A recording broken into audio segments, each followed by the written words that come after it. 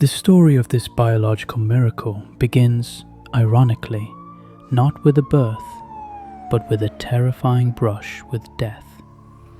The year was 1951.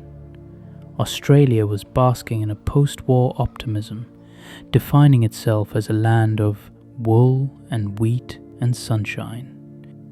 But for a 14-year-old boy named James Harrison, the world had abruptly shrunk to the terrified confines of a sterile white hospital room in Sydney.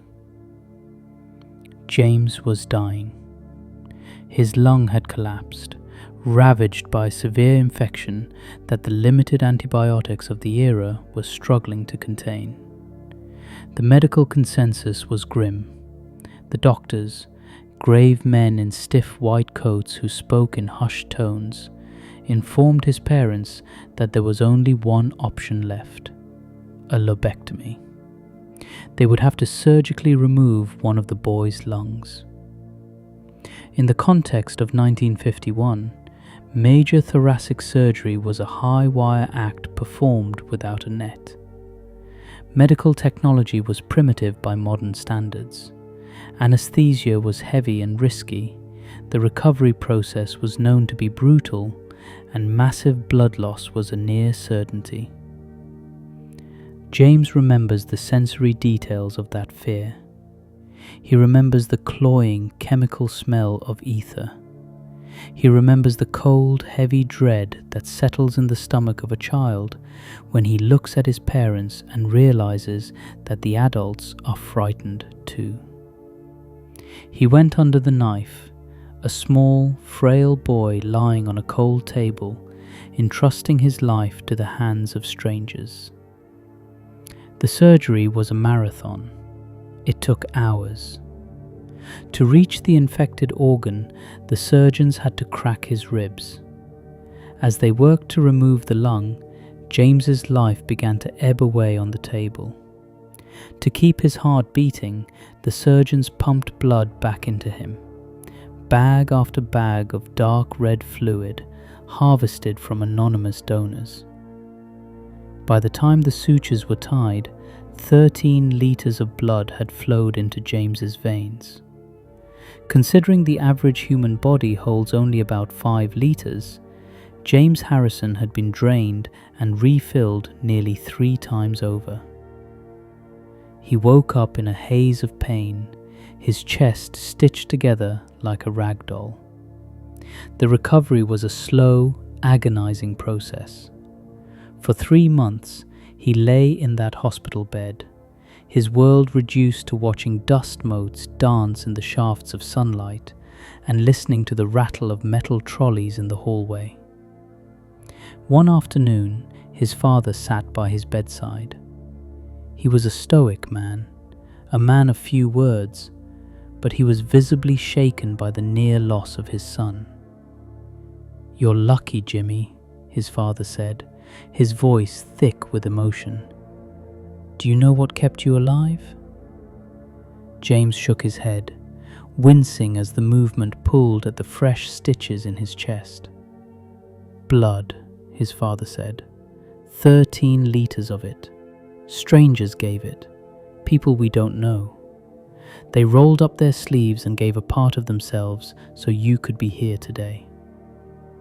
That revelation took deep root in the 14-year-old's mind. He lay there, imagining these faceless people. They had no idea who James Harrison was. They didn't know he liked cricket, or that he was afraid of the dark. Yet, their very essence, their life force, was now coursing through him. He realized he was a living mosaic of their generosity. A profound sense of obligation settled over the boy. It wasn't a feeling of guilt, it was a sense of debt. "I'll give it back," James whispered to the empty room. "The blood. As soon as I'm old enough, I'll give it back."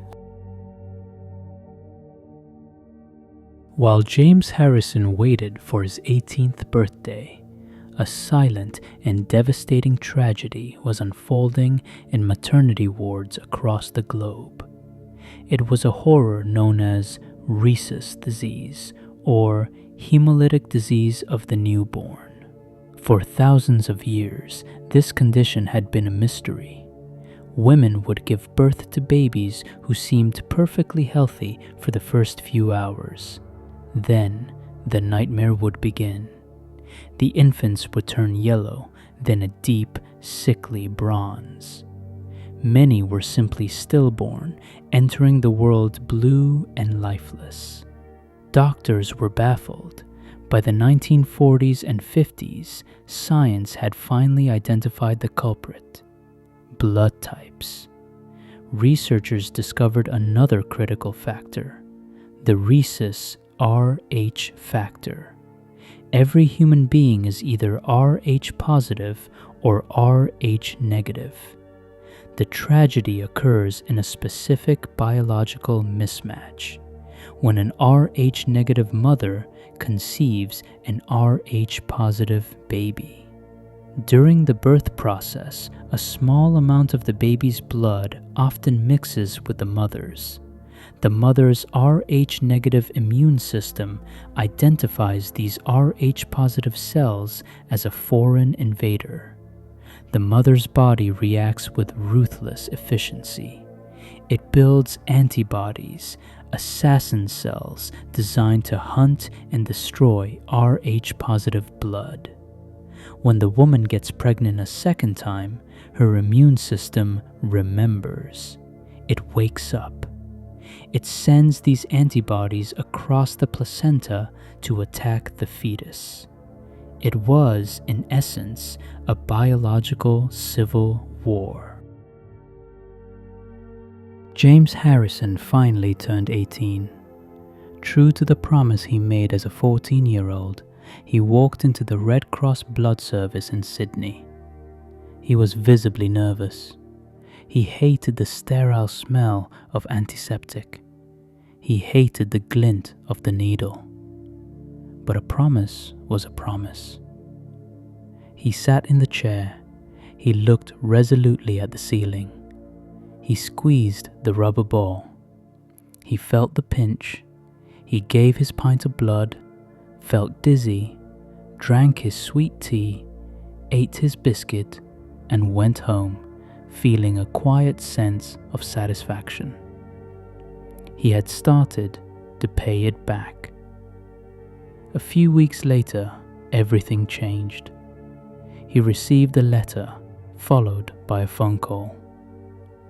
"Mr. Harrison, could you come in? We need to speak with you."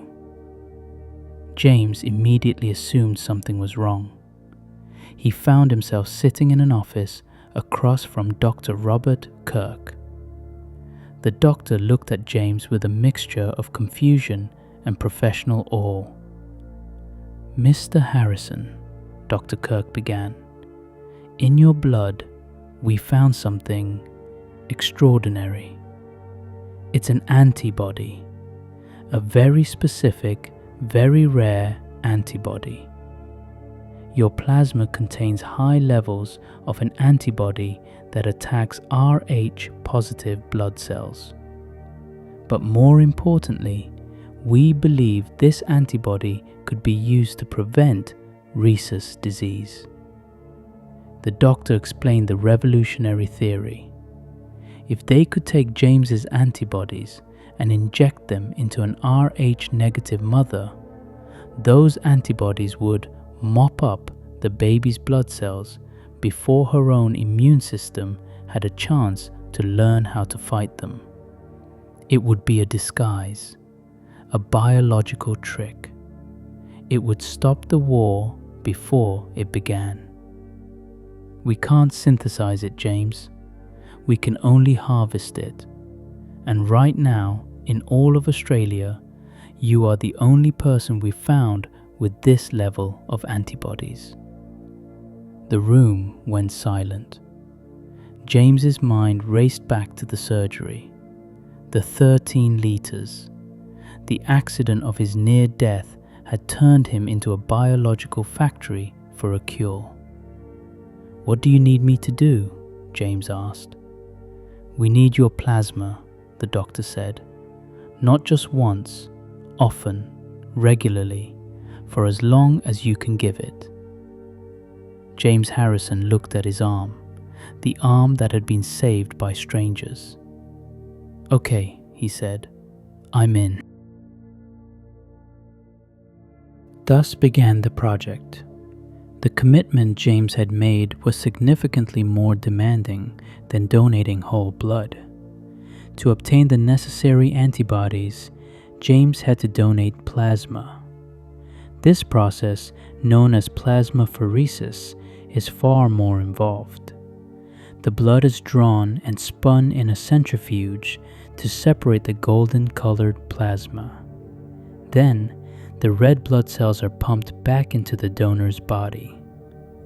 For the first few years, James was effectively a laboratory experiment. Finally, in 1967, the first anti-D immunoglobulin injection was ready for trials. The first dose was administered at the Royal Prince Alfred Hospital. If it worked, they had solved one of the oldest medical mysteries of childbirth. It worked. The baby was born healthy. The mother's immune system remained dormant. The news spread like wildfire. They had a cure. But the cure had a massive bottleneck: James. Every single ampule of anti-D in Australia came directly from James Harrison's right arm.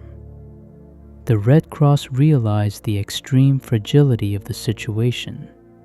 They insured James Harrison's life for $1 million. He was literally a national treasure. But for James, it was a weekly grind. Every week, he would travel to the donation center and sit in the chair. He developed a routine to manage his phobia. He would never watch the nurse prepare the arm. He would look resolutely at the wall or the television. When the needle went in, he would wince, a sharp intake of breath, and then settle into the rhythm of the machine. Whir, click, pump. Whir, click, pump. Over time, his veins became scarred. His skin grew tough and pitted, a roadmap of puncture marks testifying to his service. Yet, he never complained. He never asked for money. He never asked for fame. He was simply a man carrying a bucket of water to a fire, over and over again, simply because he realized he was the only one who had a bucket. To truly understand the scale of James Harrison's gift, one must look away from the donor chair and into the delivery rooms of the world. Imagine a woman named Sarah in 1975. Sarah is Rh negative. Her husband is Rh positive. In a previous generation, she would have lived in fear of her own body. But in 1975, thanks to James, the narrative is different. After her first birth, a nurse enters with a small syringe. "This is anti-D," the nurse says. "It's a shield." Sarah gets the shot. 2 years later, Sarah gives birth to a son. He is pink and screaming and perfect. He has no idea that a man named James, sitting in a chair in Sydney reading a newspaper, saved his life before he was even a cluster of cells. Now, multiply Sarah by 2 million. The babies saved by James grew up. They became doctors, teachers, mechanics, politicians. The exponential growth of his gift is incalculable. One of those mothers was much closer to home. James's own daughter, Tracy, became pregnant. Tracy was Rh negative. Her husband was Rh positive. The curse was hereditary. James's own grandchild was in the crosshairs. That week, James sat in the donation chair with a different kind of intensity. He wasn't just donating for the abstract public anymore. He was donating for his own bloodline. When his grandson was born, healthy and safe thanks to the anti-D injection, the abstraction vanished. "It makes you feel good himself," James said. "It saved my grandson. It was all worth it just for that." Decades passed. The world changed around the man in the chair. Man walked on the moon. The Berlin Wall fell. The internet was born. Through it all, James Harrison kept donating. His hair turned from gray to white. His face grew lined with age. He retired. His beloved wife Barbara passed away after 56 years of marriage, leaving a void in his life that nothing could fill. Yet, through grief, through illness, he kept his appointment. The nurses changed. The technology improved. The old glass bottles were replaced by plastic bags, but the man in the chair remained the constant. He became a fixture at the Red Cross. The staff knew his tea order. They revered him, though he batted away their praise with a wave of his hand. "I'm just doing my bit," he would say. By the 2000s, James was in his late 70s. James was still generating plasma at an industrial rate. He had passed the 1,000 donation mark. Guinness World Records confirmed it. He was the man with the golden arm. Yet he walked the streets unrecognized. He was a superhero without a cape, disguised as an elderly grandfather walking to the shops. Every machine has a limit, even a biological one. In 2018, James Harrison was 81 years old. The doctor said the blood service sat him down again. But the tone was different this time. It wasn't a request. It was an order. "James, it's time to stop," they said. They were worried about his aging heart. He had given everything he could give. Friday, May 11th, 2018 was set as the day of the final donation. The clinic was filled with silver and red balloons. Mothers were there, women holding their children, just to touch the hand of the man who saved their families. James walked in. He looked frail now, walking with a slight stoop, but his eyes were bright. He sat in the chair for the 1173rd time. The nurse, Robin, who had known him for years, prepared his arm. She wiped the scar tissue that told the history of 60 years of service. "Ready, James?" "Ready," he said. He looked away as he always did. He winced as he always did. The machine whirred, but in the center of the storm, it was just an old man and a tube, performing a final act of grace. When the bag was full, Robin unhooked him. She placed a bandage over the puncture site. "That's it, James," she whispered, tears in her eyes. "You're done." James stood up. He looked at the bag of plasma, a golden yellow fluid, the last of the vintage. A young mother stepped forward, holding a baby boy. She placed the baby in James's arms. James looked down at the child. The baby looked back, grabbing James's finger with a tiny, strong hand. That baby was alive because of the fluid that had just left James's body. James smiled. It was the smile of a man who realized that his life, the life that was almost extinguished on a surgical table in 1951, had meant something. James Harrison lives quietly now, but the math remains the staggering part of his legacy. 2.4 million babies.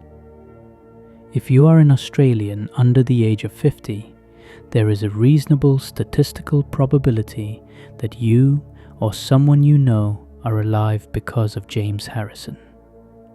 But his story is about more than biology. It is a counter-narrative to the cynicism of the world. James Harrison proves that one person can make a difference. He didn't have money. He didn't have political power. He had a rare genetic quirk and a stubborn sense of duty. He had an arm, and he offered it. It is a reminder that miracles are not always flashes of lightning. Sometimes, a miracle is just the guy showing up every Friday, rolling up his sleeve, and looking away while the needle goes in.